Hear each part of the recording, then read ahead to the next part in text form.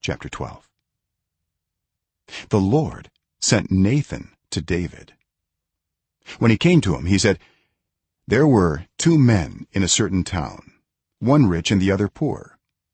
The rich man had a very large number of sheep and cattle, but the poor man had nothing except one little ewe lamb he had bought. He raised it, and it grew up with him and his children. It shared his food, drank from his cup, and even slept in his arms. It was like a daughter to him.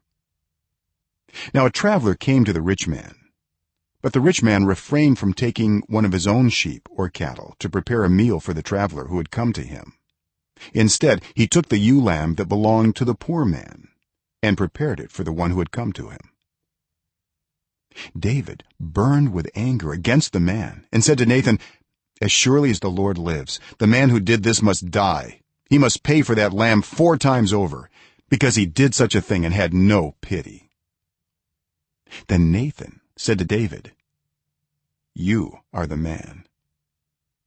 This is what the Lord, the God of Israel, says, I anointed you king over Israel, and I delivered you from the hand of Saul. I gave your master's house to you and your master's wives into your arms.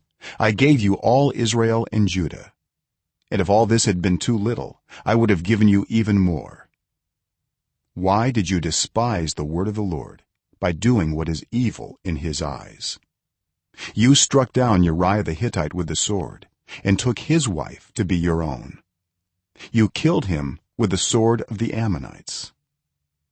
Now therefore, the sword will never depart from your house, because you despised me and took the wife of Uriah the Hittite to be your own. This is what the Lord says, out of your own household I am going to bring calamity on you. Before your very eyes I will take your wives and give them to one who is close to you, and he will sleep with your wives in broad daylight. You did it in secret, but I will do this thing in broad daylight before all Israel.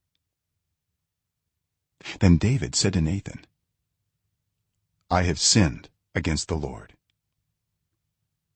Nathan replied, the Lord has taken away your sin. You are not going to die.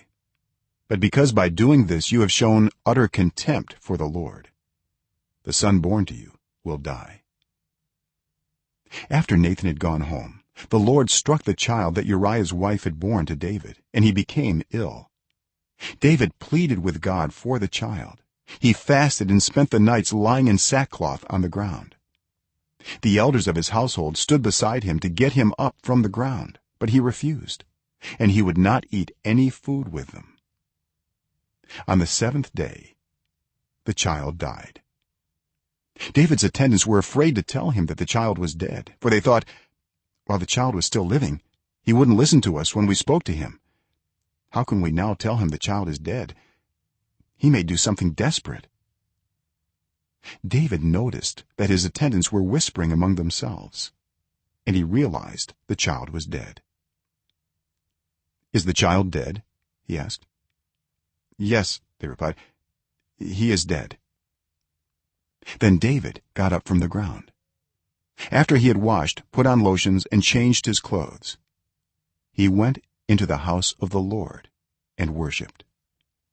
Then he went to his own house, and at his request they served him food, and he ate. His attendants asked him, why are you acting this way? While the child was alive you fasted and wept, but now that the child is dead you get up and eat.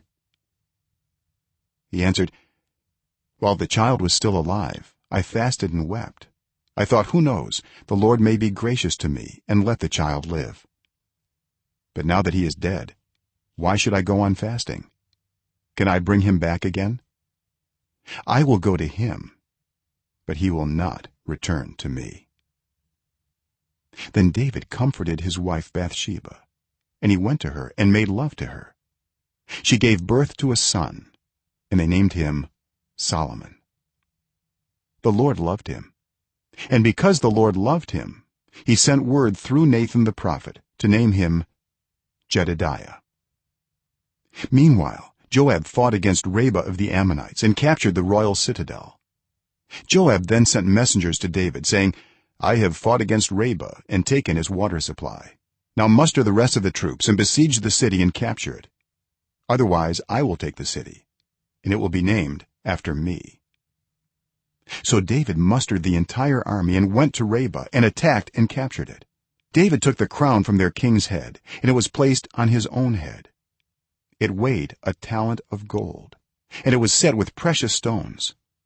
David took a great quantity of plunder from the city and brought out the people who were there, consigning them to labor with saws and with iron picks and axes, and he made them work at brickmaking.